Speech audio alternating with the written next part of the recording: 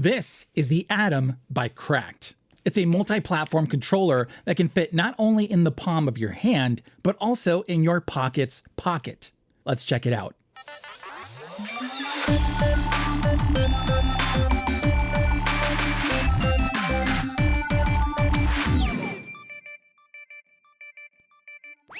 Welcome to It Came From a Box. This is Sergio IM, and CRKD is back with yet another controller, this being the tiniest in their catalog. It comes in this adorable little box, and inside you get paperwork, a tiny braided USB-A to USB-C charging cable, a wrist strap, and an itty-bitty Atom gamepad. You can get it in 8 vibrant colorways that are similar to those on their other controllers, and it includes 2 clear ones that you know I had to get my hands on. They look awesome, I like the tones they went with, and you just can't beat the look of a transparent shell. As we've come to expect from CRKD, build quality is great. It's about the same quality as their Neo S and Nitro decks. We've got some very sturdy and durable plastics that are all well put together. It has this shrunk down SNES gamepad shape to it, and as you can see, my big hands look gigantic next to it.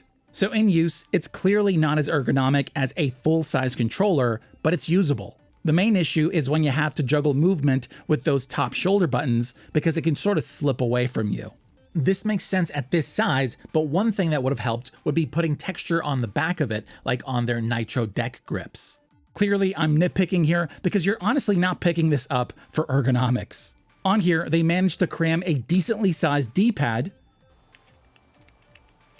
It's got a slight matte texture with a nice curve to it and a good pivot that makes it easy to move around. Then we have the tiny versions of the face buttons that also work well. We've got even smaller ones for minus, plus, and the CRKD button. In the middle, we have a charging and connection indicator LED. Up top, we've got some very slim shoulder buttons.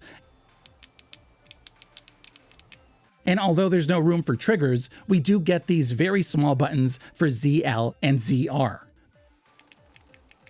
The USB-C port is down the middle. Then on the back, we have their RFID touch point, so you can add it to your collection via the app.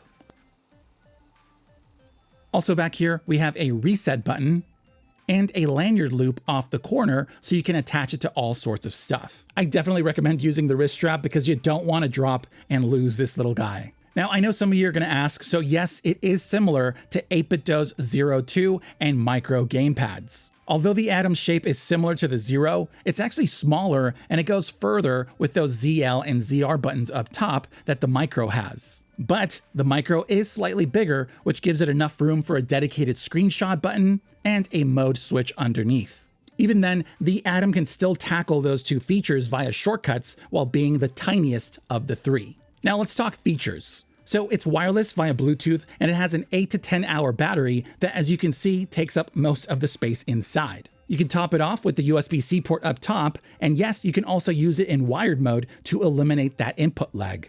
Same as their Neo S, it's multi-platform compatible and works with the Nintendo Switch, PC, Android, iOS, smart TVs, and more. And it can change between devices with shortcuts. Now, in this form factor, they had to cut out a few things. So we don't have rumble, motion controls, turbo, macros, or any of that other fancy stuff, but it does have a few tricks up its sleeve.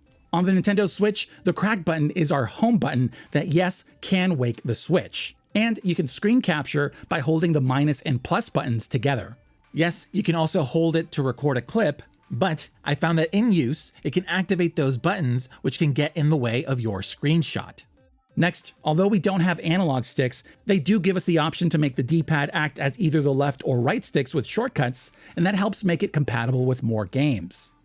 Then we also have the option to swap the Y, X, and BA buttons to better suit your platform, but note that it doesn't have memory, so once you power it off, it'll reset to the default bindings. As for the app, you can add it to your collection, but no, it sadly cannot utilize their control feature. Overall, the Atom is the tiniest versatile controller I've come across that still manages to actually be usable. At this size, it's clearly not meant to replace your main controller, but it's perfect to toss in your bag, pocket, or add it to your keychain so you can always have it on you, and it's an awesome sidekick for handheld consoles or your phone. But as always, I'd love to know your comments on it down in the comments. Let's talk. Also, if you're looking to pick one up along with anything else we featured in this video and want to support us at the same time, please check out the affiliate links down in the description below. Once again, I'm Sergio IM. Thanks for liking and subscribing, and I'll see you for the next box. If you like this video and want to help us out, click that thumbs up button and leave a comment below so we can talk. Now, if you want to go further, subscribe and ding the bell to stay notified whenever we post a new video. You made it to the end, and I just want you to know that you are the reason we do what we do. This is Sergio IM, and I'll see you for the next box.